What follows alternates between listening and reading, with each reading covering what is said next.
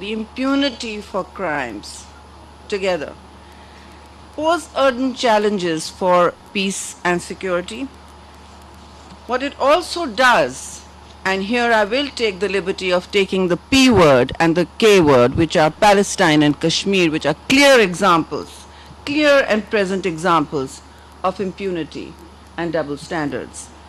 What they do is they delegitimize multilateral order, and they challenge the rules that civilization and humanity should be counting on right now to bring the 21st century back to a world defined by universal laws, and I emphasize universal, climate justice and global economic equality, and for peace not to become a cliche that we bandy around. We have gathered here for a collective discussion, debate, and I hope a serious call to action.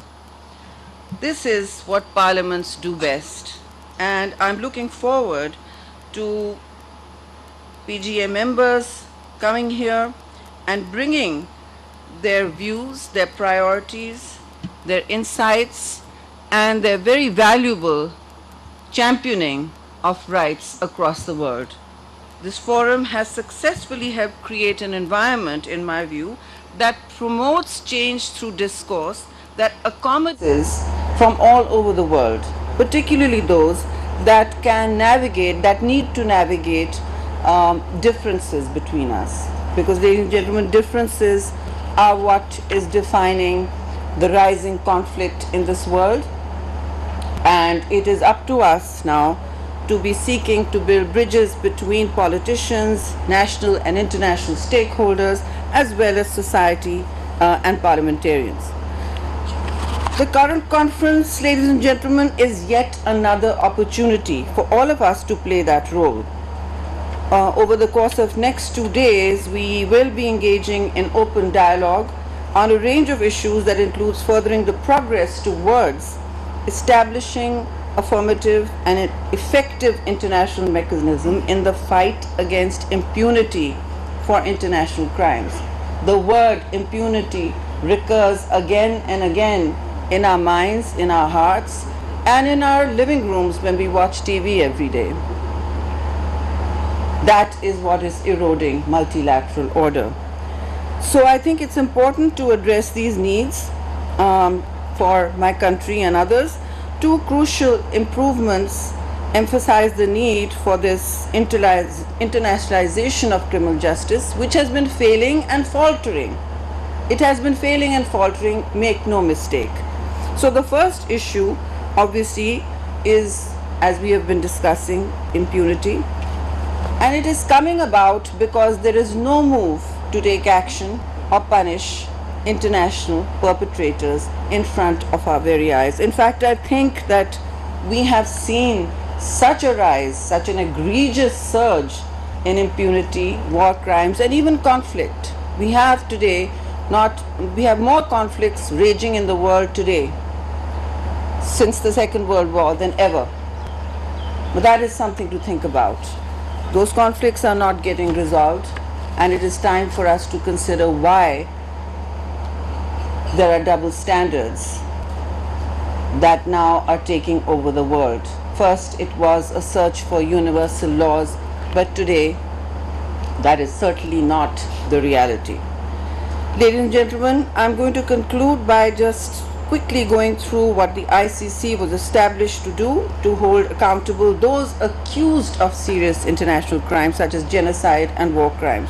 Genocide again has come to the surface into our lives as a word again, as a reality again, in two of the zones I just mentioned recently, Kashmir, occupied Kashmir, Indian occupied Kashmir, and Palestine. Yet, we are facing serious challenges in gaining universal acceptance due to flaws in the international legal structure and complaints and concerns about inequality in applying laws impartially and with fairness towards states. Concerns over the ICC's jurisdiction remain, particularly regarding issues that pertain to domestic courts and they have led to many countries hesitating about ratifying the Rome Statute.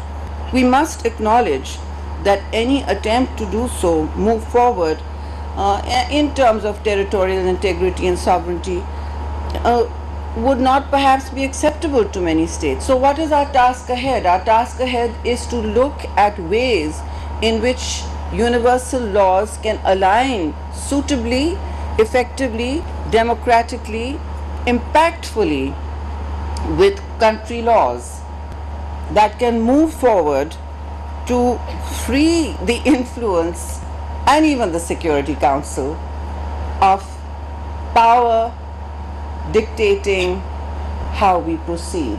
That is what is happening in the world today.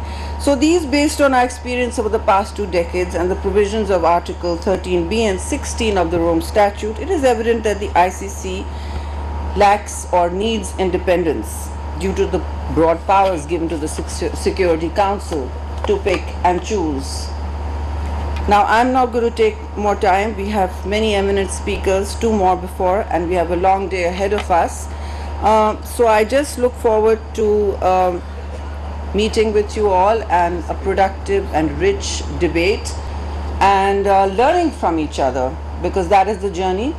That is the journey that all good parliamentarians are always on.